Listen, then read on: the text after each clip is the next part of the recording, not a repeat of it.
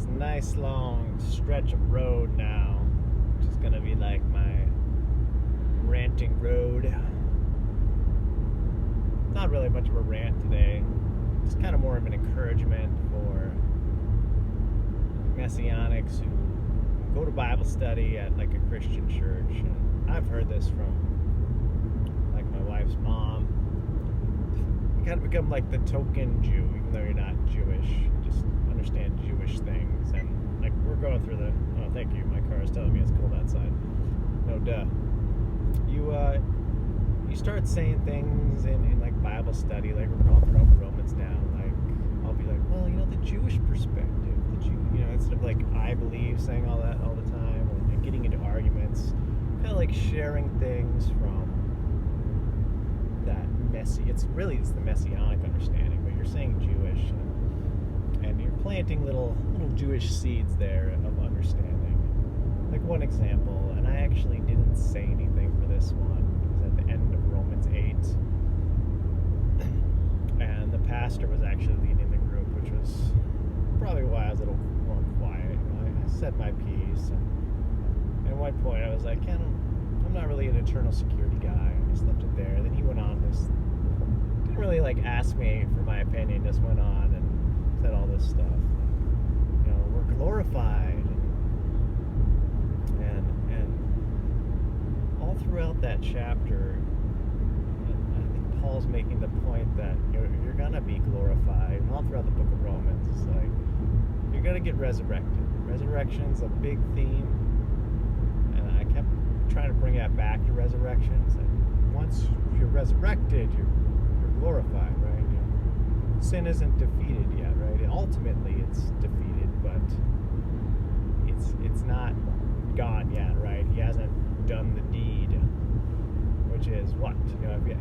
In the Jewish mind, right? What is salvation in the Jewish perspective? Here's a good example here is Messiah ben David, right? They're waiting for his king to come back, reunite Israel, take back the promised land.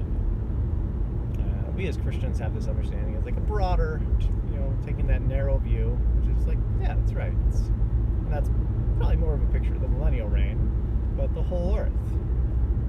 And the nations will either join with Israel, not being Jews, but God's covenanted people. Like a lot of people in the church, right? They have this identity crisis where they are part of God's people, they just don't realize it. You take the name Israel or not, that's what you are. But the promised land will be the whole earth, right? It's Eden restored.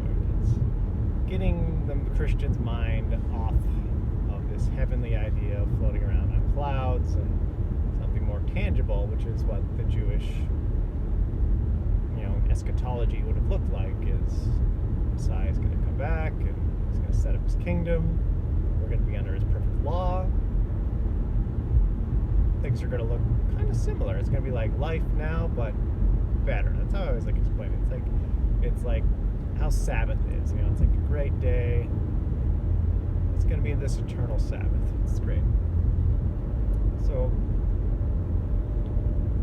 with this idea of like eternal security and salvation, that's what they would consider salvation, or they call it the final redemption. If you ask your standard Jew, why wasn't Jesus the Messiah? It's like, well, he never did that Israel thing. He never offered the final redemption. So how I tend to view salvation is like literal physical salvation when he comes back for us. When he sets up his kingdom, he gathers his people. And the rapture idea, harpaxo, is he's going to gather us, right? You're not going to disappear and go to heaven and your clothes will be left. You'll probably still be wearing your clothes. We're going to meet him in the clouds, like literally like Thessalonians says. As his kingdom comes down, it sets on the earth. And that's when the first resurrection happens in my eschatology. So everyone who died will be given their glorified bodies. And that's when you'll be glorified, right? And those who are raptured at that time will eventually die, right? And we'll be given that glorified body. They have 1,000 years. We might have access to the tree of life, so we might live a little bit longer. But that's salvation, that's glorification to my mind. And I don't know how anyone can say that like sin is defeated now when it's rampant and it's still here. And how can you say you're glorified? If you're glorified, the law should be on your heart. You should have that heart of flesh, not the heart of stone. It's like ask someone who says they got that new heart, like, all right, the law's on your heart. What's Leviticus 23 talk about? And they're like, well, what? How would I know that? But the law's on your heart. Why don't you know that? Do you have to teach your neighbor the law? How to be a good person? No. There's lots of bad people out there. There's lots of people that don't understand the Bible yet. Paul is saying that we should act glorified. We should act like we're saved. We should act like Jesus has come back. And in chapter 9, the whole idea of the Spirit, because 1 through 7, it's the law, the law, the law. And the Spirit, not necessarily about the Holy Spirit inhabiting you, but the principles that Jesus lived by should be inhabiting you. These principles need to take control. We should be living WWJD, right? Live like Jesus. And what would Jesus do? Keep the Torah. I'm home. Rant over.